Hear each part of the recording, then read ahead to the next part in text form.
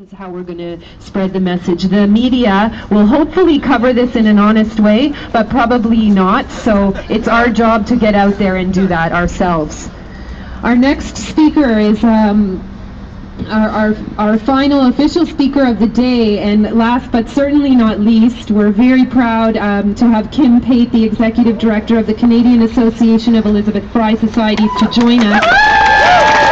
And I would like to say that without Kim Pate and Catherine Latimer's support from the first moment that I spoke on the phone with them a couple of weeks ago, this wouldn't be happening today, and I'm really pleased and so grateful that we have their support. And here we have Kim Pate.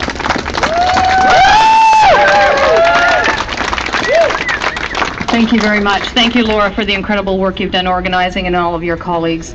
It's been incredible to hear from so many different people, from so many different perspectives, and I won't begin to try and summarize that. I want to start, though, by acknowledging the traditional territory on which we have the privilege of being, beautiful territory that we have not necessarily taken care of in the way we should. It's not lost on me that I'm standing between truth and justice, and they don't look happy. And they don't look happy for good reason. Democracy is disappearing in this country at a time when we need democracy more than ever. And every moment of every day of the last nearly 28 years that I've gone into prisons for kids, shamefully, men, shamefully, and women, shamefully, I'm reminded every single time of the overrepresentation of our Indigenous brothers, sisters, aunties, uncles, grandfathers, grandmothers, and children. And the work we're doing now and the way we're coming together is not just for us.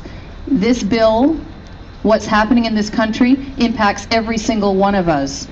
But most importantly, it will represent huge change. It will change, as many of you have said, Canada from what we know. The country we love, the country that valued, that promoted, that stood for human rights internationally for many, many, many years. We should be ashamed of what we stand for now.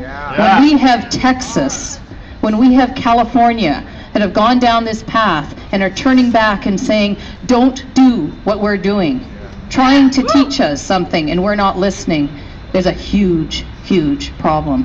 But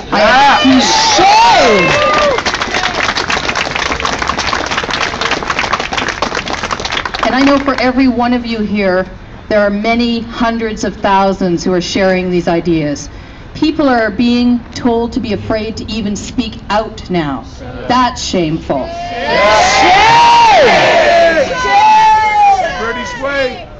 I have the privilege of working my paid and my volunteer work in work that if I didn't spend every minute working for equality, for fairness, for democracy, then I don't deserve to have that paycheck. All of you know that Canada is rich enough that we could have a national childcare program. We could have open, honest, accessible health care, including mental health services, support services for everybody. We are rich enough that we could have free, not just public education, which has been cut, but also post-secondary education.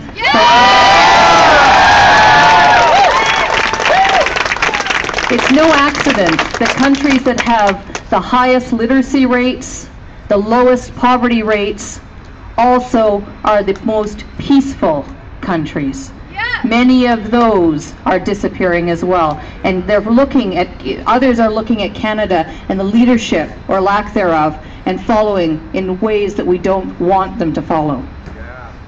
We have a moment now where we have seen provinces, territories, individuals, groups start to rise up, and we need to really encourage that rising up. I think the Occupy movement shows us some incredible ways of sharing values of love,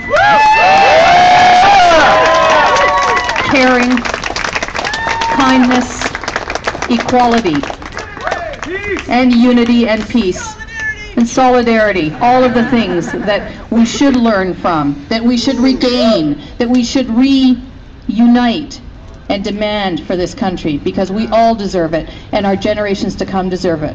When my daughter, who's 12, nearly 13, first heard about this bill, she thought I was saying the ominous bill. She was right. It is an ominous bill. And all of her friends call it the ominous bill. But what was actually terrifying to me this morning is I told her she could come if she wanted to come today.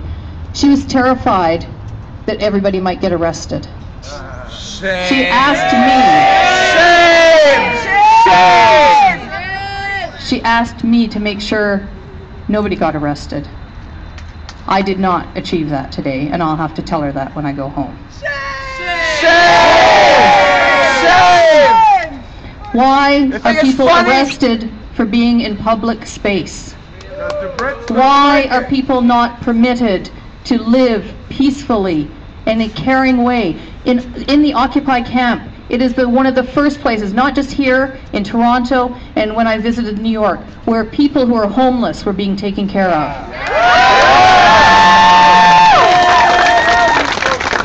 Where people who were struggling with addictions because of years of abuse, because of years of marginalization, because of years of being left to anesthetize themselves to the reality that they were living, were being taken care of.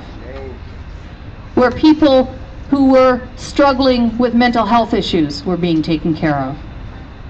This is no accident that women, those who are most marginalized, Indigenous people, other racialized people are the fastest growing prison population. Is only going to get worse. But when will everybody else wake up to the fact that once that group is gone, the next group will come? And as we've seen in generations past, we don't want to be left in the moment where the last few people standing, it's too late to argue and fight for their own rights. So we need to stand united.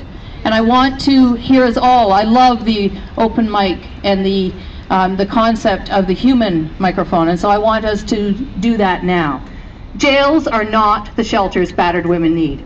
Jails are not the shelters battered women need. Jails are not treatment centers. Jails are not treatment centers. Jails should not be our homelessness initiative. Jails should not be our homelessness initiative. Jails are not the place where First Nations people want to be fed, clothed, housed, and educated. Jails are not the place where First people want to be fed, clothed, and housed. Sorry. Okay. I'm trained as a lawyer. What can I say? The women inside call me a recovering lawyer, and so. And we do want jobs, not jails. We do want jobs, not jails. We want democracy in this country. We want democracy in this country. We want all people to be entitled to be fed. We want all people to be entitled to be fed, housed, and educated.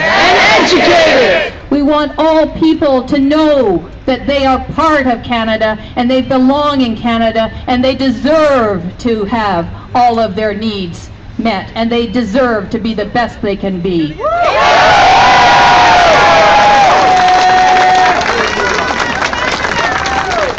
People united will never be defeated. People united will never be defeated. The people united will never be defeated. The people united will never be defeated. What do we want? United will never be defeated. Democracy. What do we want? Democracy. What do we want? Democracy. What do we want? Democracy. What do we want? Democracy. Truth. Justice. Equality. Equality. We're entitled to it. We want it now.